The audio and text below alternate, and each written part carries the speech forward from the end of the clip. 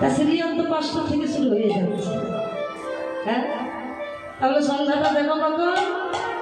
না, সিরিয়ালে এর ফাঁকে ফাঁকে একবার করে যখন বিজ্ঞাপন দেয়, সেই বিজ্ঞাপনের ফাঁকে একবার প্রদীপটা ধরিয়ে কোনো রকম ওই তুলসী তলায় প্রদীপ ঘুরছে আর চোখ ঘুরছে টিভির পর্দা। এই তো আমাদের কলিযুগের মানুষের অবস্থা। আবার যেই না সিরিয়ালটা শুরু হয়ে যাচ্ছে, ছুটতে গিয়ে আবার সিরিয়াল দেখছে, আবার যখন বিজ্ঞাপন দিচ্ছে সেই ফাঁকে এসে একবার কোন রকম সংখ্যাটা বাজিয়ে দিচ্ছে। তাহলে সারাদিন টিভি দেখছি, সংসারের কাজ করছি। আমাদের মাতৃজাতির আরো একটা বড় স্বভাব আছে, কি বলুন তো? না, পাড়ার যদি কোনো সাথী পাই বাবা, হ্যাঁ, তাহলে ওই একটু পরনিন্দা, একটু পরচর্চা, এটা আমার খুব মুখ্য রুচি। কি মা ঠিক বলছি? হ্যাঁ, এটা আমার মায়েদের খুব মুখ্য রুচি, তাই না? তাহলে টিভি দেখছি, সংসারের কাজ করছি, পরনিন্দা পরচর্চা করছি। ও মা, একবার ভেবে দেখুন তো, এই যে আমরা এত বড়াই করে বলি যে আমরা সংসার করেছি, সংসার পেতেছি, সংসার সাজিয়েছি, আচ্ছা সত্যিই কি আমরা সংসার পেতেছি গো? ও মায়ের, আমরা সংসার পেতেছি? আমরা তো কেউ সংসার পাতিনি। সংসার তো আগে থাকতেই পাতা আছে, তাই না? আমরা এসে এই সংসারের মধ্যে ঢুকে গেছি। এই সংসারের মধ্যে এসে কিছুদিনের জন্য আমরা ঢুকে গেছি।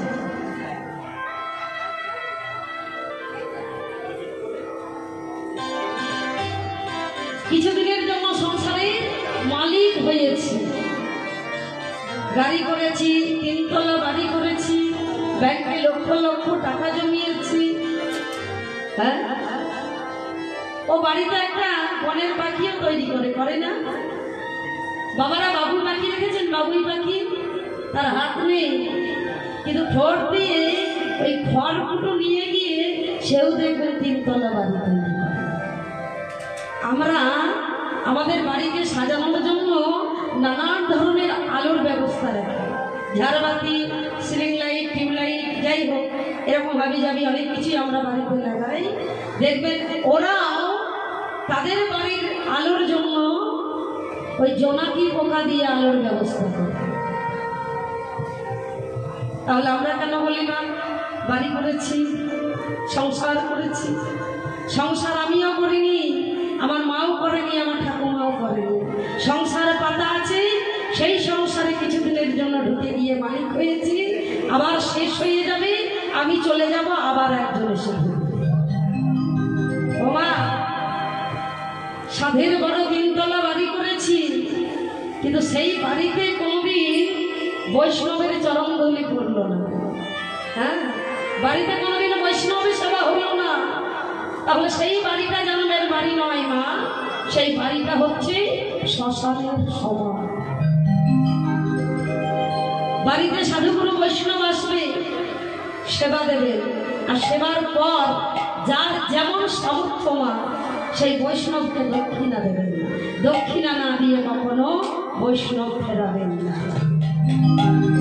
দেখবেন আমরা তো বিভিন্ন জায়গায় ঘুরছি না, তা আমাদেরকে অনেক সময় বাড়ির মধ্যেই বাসা দেয়।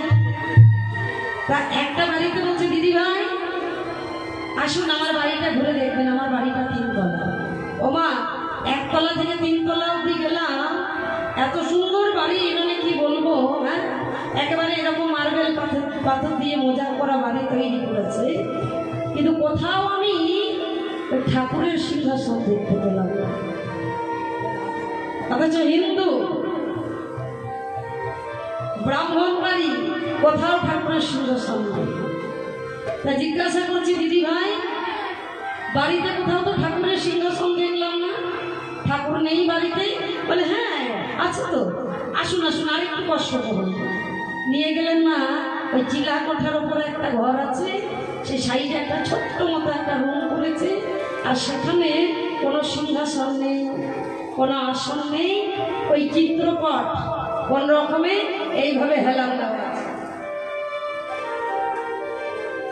তাহলে এই তো আমাদের ঠাকুরের প্রতি বিশ্বাস, এই তো আমাদের ভালোবাসা। আবার দেখবেন ঠাকুরকে যে স্নান টান করে একবার সেবা দিই, বেশিরভাগ আমরা কি সেবা দিব দেখবেন, ওই যে কৌটো ভরে রাখা থাকে প্রত্যেকটা ঠাকুরের সিংহাসনে। এই যে ছোট্ট ছোট্ট কি বলে এগুলো, কোনো কম না, দুটো করে দিই, ঠিক আছে। নিজেরা সারাদিন খাচ্ছি 4 বার 5 বার, কিন্তু ঠাকুরকে দেওয়ার বেলায় দুটো নুকন্দানা। আচ্ছা, সেই নুকন্দানার একটা তুলসী পত্র যে দিচ্ছি মা, তা সেই প্রসাদটা যে তুলে মুখে নেব সে সময়টুকু নেই। ঠাকুরের সাথে দেখা হচ্ছে পরের দিন সকালবেলায়, আর গিয়ে দেখছি কি নুকন্দানা দুটো ওই পিঁপড়েতে খেয়ে গেছে, আর ওই থালা গ্লাস এলোমেলো হয়ে পড়ে আছে। এই তো ঠাকুরের প্রতি আমাদের ভালোবাসা। ঠাকুর বলছে তোরা আমাকে যেমন দিবি আমরাও তোদের তেমন দেব, আমাকে যেমন দিবি আমি তোদের ঠিক তেমনই দেব। দেখবেন মাইনা, আমি এখানের কথা বলছি না, আর অন্য অন্য জায়গায় দেখেছি। এই যে 4 দিন ধরে হরিবাসর হচ্ছে বাবা, তা বলুন তো এর কত খরচা?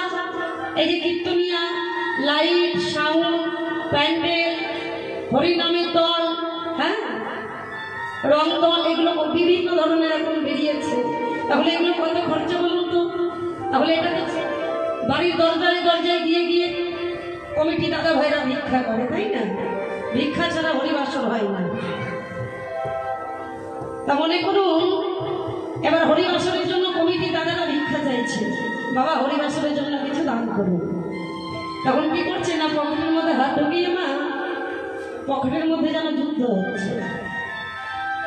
কেমন যুদ্ধ বলুন তো? বাছাবাছি চলছে যে ছোটটা দেব না বড়টা দেব, ছোটটা দেব না বড়টা দেব। ভগবান বলছে না, তোর পকেটে যেটা আছে সেটাও আমি জানি, আর তোর আলমারি লকারে যেটা আছে সেটাও আমি জানি, আর তোর ব্যাংকে যেটা আছে সেটাও আমি জানি, কারণ দিয়েছি তো আমি। আর আমাকে দেবার বেলায় এত কষ্ট, বলে আমি তোদের এমন দেব যে বারবার এই ডাক্তারখানার ঘরে যেতে যেতে টাকা হয়ে যাবে ফাঁকা। তাই গৌর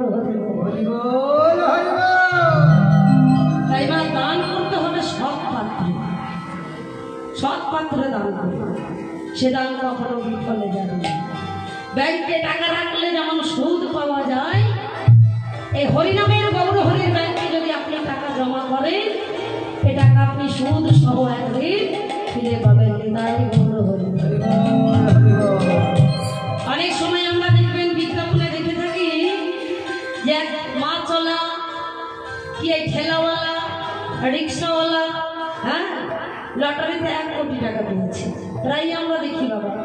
আচ্ছা, আমরা বলি বাবা ওর জীবনটাই তো ঘুরে গেল, 1 কোটি টাকা পেয়েছে। আমরা পেছনের চিন্তা করি না, ভেবে দেখি না যে আজ কেন পেল। সেটা রেখে এসেছিল, জমা ছিল বলেই সে সুদ সহ ফিরে পেল, কারণ সে সৎ পাত্রে দান করে রেখেছিল। তাই গৌর হরি ব্যাংকে যেটা দান করবে সেটা কোনোদিনই বিফলে যাবে না, সুদ সহ আপনি ফিরে পাবেন। তাই গৌর হরি।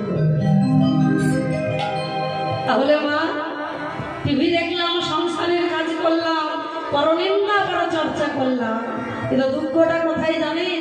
এই যে গাছে এত ফুল ফুটেছে, বলে ঠাকুরের জন্য যে একটা মালা গাঁদবো সে বেলার সময় নেই।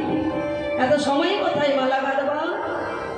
সংসারের কাজ করার বেলায় সময় থাকে, পরনিন্দা পরচর্চা করার বেলায় সময় থাকে, টিভি দেখবার বেলায় সময় থাকে, কিন্তু ঠাকুর সেবার বেলায় আমাদের সময়টা বড়। আমরা কি বুঝি না মা গো? বুঝবো কবে? না যেদিন আমাদের অন্তিম সময় হয়ে আসবে, সেদিনে ঠাকুরের ঘরে গিয়ে বলবো, হে ভগবান, সারাটা জীবনে কত পরিশ্রম করলাম, কত মিথ্যা প্রবঞ্চনা করে অর্থ উপার্জন করলাম, কিন্তু শেষের দিনে গিয়ে দেখলাম সব মিথ্যা, সত্যি হচ্ছে শুধু একমাত্র তুমি। তাই আমরাও জানবো বা কবে জানেন? সেদিন সব শেষ হয়ে যাবে। এই কি বলছি, আমার জীবনটাকে কাটিয়ে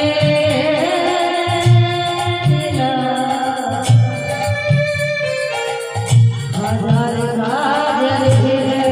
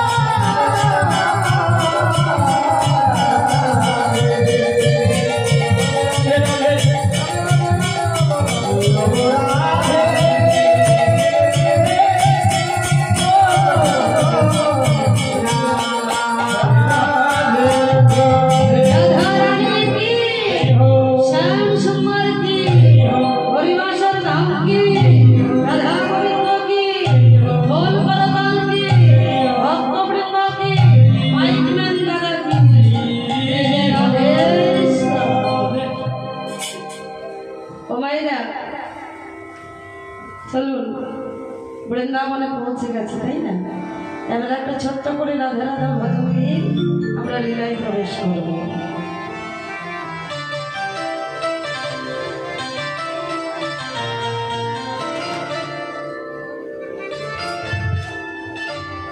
বলো রাধে, বলো রাধে, বলো রাধে রাধে বলো, ওরে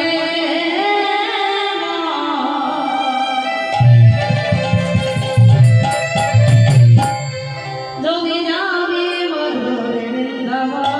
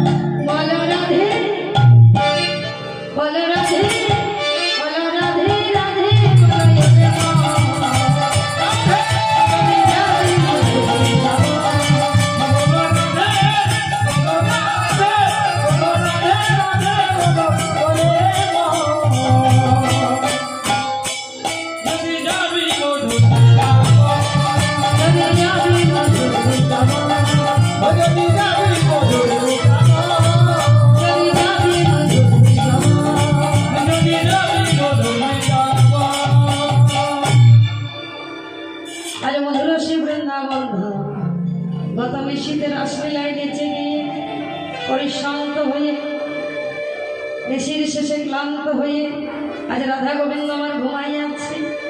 আর রাধা গোবিন্দের ঘুম ভাঙানোর জন্য ওই নবদিত প্রভাকর বৃন্দাবনে তৎকালীন পরিবেশ স্থিত। আর এদিকে হয়েছে কি অবদশ দৃশ্য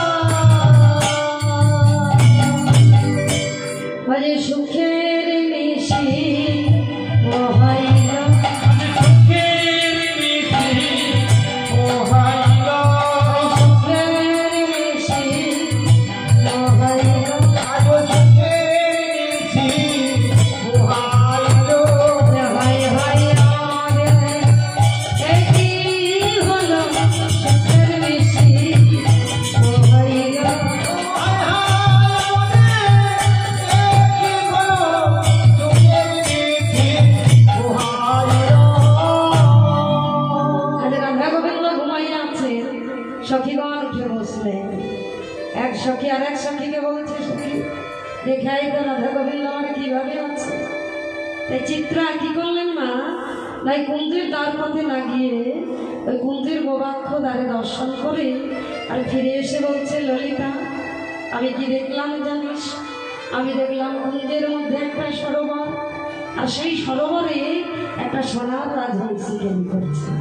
তাহলে আরে তোর এই নয়নে কি দোষ ঘটেছে, তোকে দেখতে পাঠালাম যে রাধা গোবিন্দ কিভাবে আছে দেখে, আর তুই বলছিস কুঞ্জের মধ্যে সরোবর, আবার সেই সরোবরে সোনার রাজহংসী কেলি করছে।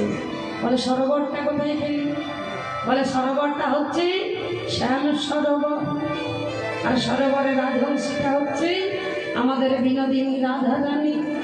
ওই গোবিন্দের অতি সঙ্গ লাভে করে সুখনিদ্রায় এমনভাবে নিদ্রিত আছে, দেখে কি মনে হচ্ছে জানিস, ওই নবমেঘ যেন বিদ্যুতের লতাকে জড়িয়ে আছে।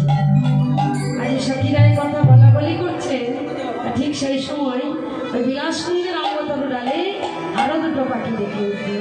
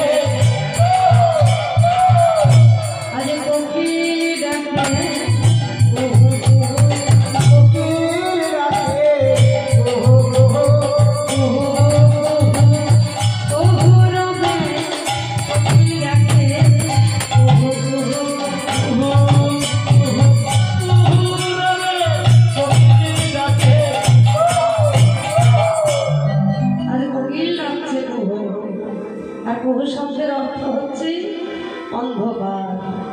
তাই কোকিল বলছে, হে অন্ধকার নিশি তুমি যেও না, তুমি গেলে শব্দ মিলনে ভেঙে যাবে, তাহলে আমার আজ জীবন ছাড়া হবে। কোকিল ডাকতে শুনে প্রতিবাদ করছে মন, কেউ বল করিছে কেউ শব্দ মিলন ভেঙে যাবে, বল করিছে কেউ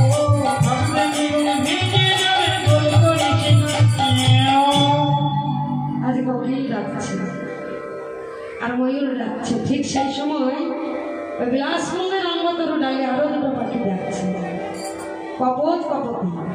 দাক্ষা ডালে বসে ডাকে কপত আর কপতি। তাই কপতে কপত দিকে বলছে কপতি কপতি কপতি কপতি কপতি কপতি কপতি। কি হয়েছে কপতি? কপতি কপতি করছো না? বলে একটা কথা জিজ্ঞাসা করবো? হ্যাঁ করো। বলে হ্যাঁ গো, তোমাদের রাধার ক্ষয়ক্ষতি, তোমাদের রাধার ক্ষয়ক্ষতি, তোমাদের রাধার ক্ষয়ক্ষতি, তোমাদের রাধার ক্ষয়ক্ষতি। এটা তুমি কি বলছো? হ্যাঁ আচ্ছা মায়েরা বলুন তো, আমাদের কটা করে